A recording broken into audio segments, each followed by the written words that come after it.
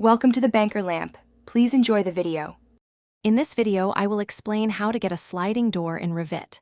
First, you will navigate to the Insert tab and select Load Family to bring in your desired door type. Once loaded, go to the Architecture tab, choose Door, and then click on a wall to place it. You can then adjust its properties in the Properties palette to fit your design perfectly. This process is straightforward and takes only a few moments. To begin, open your Revit project and locate the Insert tab on the ribbon. From there, click on Load Family. Browse through the library to find the Doors folder, then select a sliding door family that suits your design needs.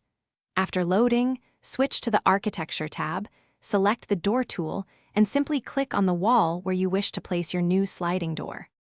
Once your sliding door is placed, select it to reveal its instance properties in the Properties palette.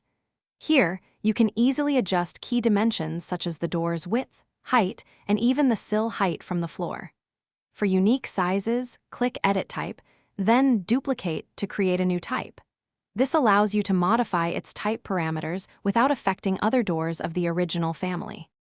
For precise placement, use the temporary dimensions that appear when you select the door. You can also use the flip controls, which are small arrows near the door, to change its sliding direction or orientation.